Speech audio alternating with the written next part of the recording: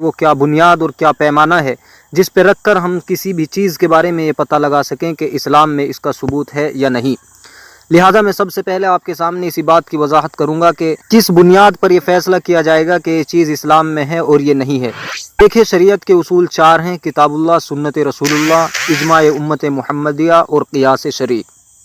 پہلا قرآن کریم ہے۔ قرآن کریم وہ کتاب ہے جو رسول اللہ صلی اللہ علیہ وسلم پر نازل کی گئی ہے، جو مصاحف میں لکھی گئی ہے، جو بغیر شبے کے حضور صلی اللہ علیہ وسلم سے منقول ہو کر نقل متواتر کے ساتھ ہم تک پہنچی ہے۔ نمبر 2، سنت رسول اللہ سے مراد آپ صلی اللہ علیہ وسلم کے ارشاد فرمائی ہوئی باتیں یعنی اقوال، اور آپ صلی اللہ علیہ وسلم کے کیے ہوئے کام یعنی افعال، اور آپ صلی اللہ علیہ وسلم کی تقریرات یعنی آپ صلی اللہ علیہ وسلم کا کسی کے قول کو سن کر یا فعل کو دیکھ کر خاموشی اختیار کرنا اور اس پر نکیر نہ فرمانا۔ تیسرا اصول اجماع امت محمدیہ ہے، جس کا مطلب یہ ہے کہ نبی صلی اللہ علیہ وسلم کی وفات کے بعد امت محمدیہ کے تمام مجتہدین صالحین کا کسی بھی زمانے میں کسی حکم شرعی پر اتفاق کر لینا، اتفاق خواہ قول سے ہو یا عمل سے یا اعتقاد سے۔ چوتھا اصول قیاس شرعی ہے۔ قیاس کا مطلب یہ ہے کہ فرع کو حکم اور علت میں اصل کے برابر کرنا۔ یہ 4 اصول ہیں۔ اگر ہم کسی حکم کے بارے میں یہ دیکھنا چاہتے ہیں کہ اس کا اسلام سے ثبوت ہے یا نہیں، تو پہلے ہم اس کے بارے میں قرآن میں تلاش کریں گے، وہاں مل جائے تو ٹھیک، یہ قرآن سے ثابت ہوگا۔ اگر قرآن میں نہ ملے تو حدیث میں دیکھیں گے، وہاں نہ ملے تو اجماع میں دیکھیں گے، وہاں بھی نہ ملے تو پھر دیکھیں گے کہ وہ قیاس سے ثابت ہے یا نہیں۔ اگر اس چیز کا جائز یا حلال ہونا قرآن سے ثابت ہو یا حدیث سے ثابت ہو یا اجماع سے ثابت ہو یا قیاس سے ثابت ہو، تو کہیں گے اس چیز کا جائز یا حلال ہونا اسلام سے ثابت ہے۔ اور اگر ان 4 اصول میں اس کا تذکرہ نہ ہو تو کہیں گے کہ اسلام میں اس کا ثبوت نہیں ہے۔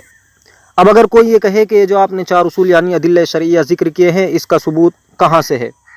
اس کی دلیل کیا ہے کہ صرف انہی 4 اصولوں سے مسائل کا استنباط کیا جائے گا اور حکم شرعی انہی 4 چیزوں سے نکلے گا؟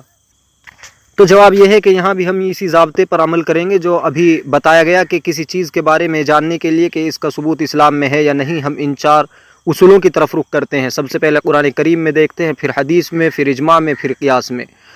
تو ہم ان 4 اصولوں کے بارے میں جاننے کے لیے کہ آیا یہ اسلام سے ثابت ہے یا نہیں، سب سے پہلے قرآن کی طرف رخ کرتے ہیں، تو ہمیں ان 4 اصول کا ثبوت ملتا ہے۔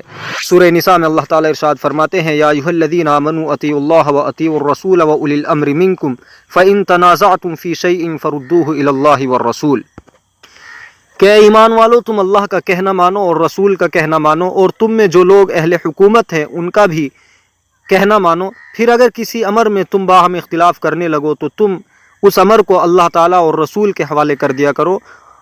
اس آیت میں اطیع اللہ سے مراد قرآن کریم ہے، اور اطیع الرسول سے مراد سنت رسول ہے، اور اولی الامر منکم سے مراد اجماع امت ہے، اور فردوہ الی اللہ والرسول سے مراد قیاس شرعی ہے۔ اور یاد رہے کہ انہی 4 میں سے کسی ایک سے حکم شرعی ثابت ہوتا ہے، کیونکہ حکم شرعی کا ثبوت یا تو وحی سے ہوگا یا غیر وحی سے۔ اگر وحی سے ہو تو 2 حال سے خالی نہیں، وحی متلو ہوگی یا وحی غیر متلو۔